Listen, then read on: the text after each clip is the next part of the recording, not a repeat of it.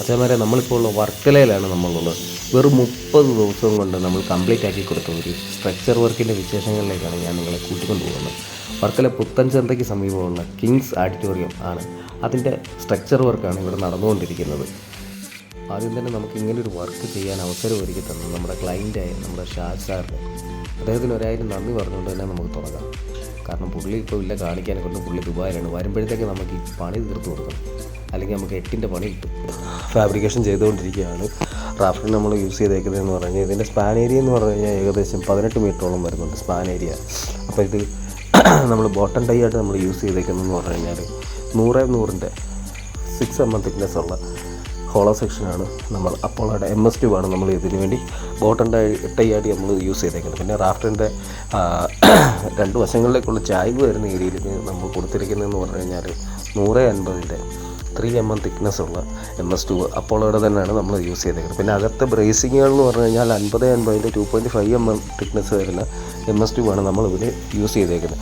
അങ്ങനെ നമ്മുടെ റാഫ്റ്റിൻ്റെ ഫാബ്രിക്കേഷനൊക്കെ കഴിഞ്ഞ് വെൽഡിങ് എല്ലാം കഴിഞ്ഞ് കിടക്കുകയാണ്. ഇപ്പോൾ നമുക്ക് ക്രെയിം വന്നിട്ടുണ്ട്. ഇത് ഉടനെ തന്നെ നമുക്ക് ഇറക്ഷൻ ചെയ്യണം. പക്ഷേ എന്ത് ചെയ്യാനാണ്, രാവിലെ തന്നെ മഴയാണ്. എങ്കിൽ പോലും നമ്മൾ ഇതാണ്ട് ഫസ്റ്റ് പീസ് നമ്മൾ തൂക്കി നമ്മളത് ഇറക്ഷൻ ചെയ്യാൻ നമ്മൾ തുടങ്ങിയാണ്. അങ്ങനെ നമ്മൾ ഒന്നാമത്തെ പീസ് നമ്മൾ കയറ്റി 13 ഡ്രസ്സാണ് നമുക്ക് ഇവിടെ ടോട്ടൽ വന്നേക്കുന്നത്.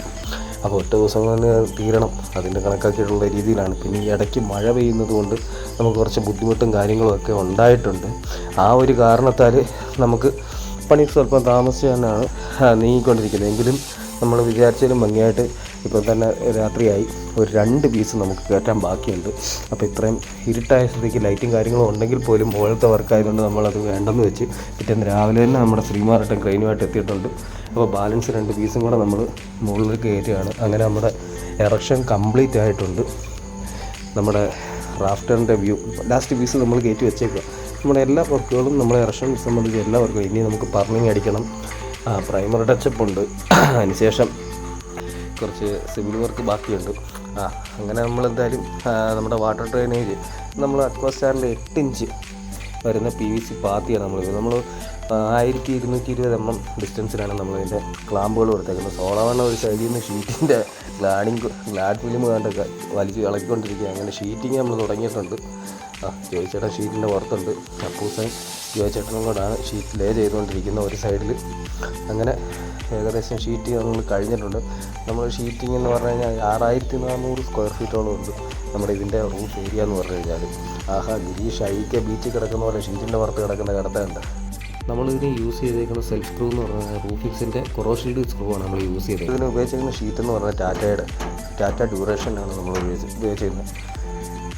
അങ്ങനെ നമ്മുടെ ഷീറ്റിംഗ് എല്ലാം കഴിഞ്ഞിട്ടുണ്ട്. അപ്പോൾ മച്ചന്മാരെ, നിങ്ങൾക്ക് ഇതുപോലെ ഇത്തരം വർക്കുകൾ ചെയ്യാൻ താല്പര്യമുണ്ടെങ്കിൽ കുറഞ്ഞ ബഡ്ജറ്റിൽ മികച്ച ക്വാളിറ്റിയോടെ ഉത്തരവാദിത്തത്തോടെ ഇതുപോലത്തെ വർക്കുകൾ നമ്മൾ ചെയ്തു തരുന്നതായിരിക്കും. നിങ്ങൾക്ക് കൂടുതൽ വിവരങ്ങൾ അറിയാൻ വേണ്ടി താഴെ കാണുന്ന നമ്പറിൽ കോൺടാക്ട് ചെയ്താൽ മാത്രം മതി. Okay, by.